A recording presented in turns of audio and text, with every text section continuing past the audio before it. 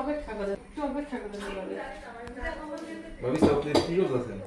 এই যে সাজাইলাম। তো আজকে দেখেন কি কি রান্না করলাম। এই যে পোলাও রান্না করেছি, নোনা ইলিশের বড়া, এদিকে হচ্ছে গরুর মাংস, তারপরে এই যে দেখেন এগুলো হচ্ছে ট্যাংরা মাছ,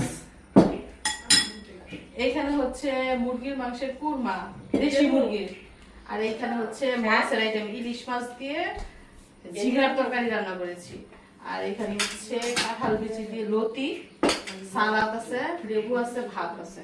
আজকে হচ্ছে এই আয়োজন।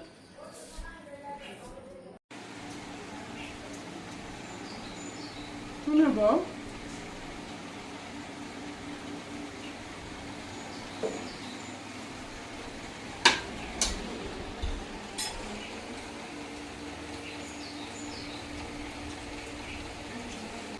যাই হোক, এখন সময় হচ্ছে দুপুর 3টা।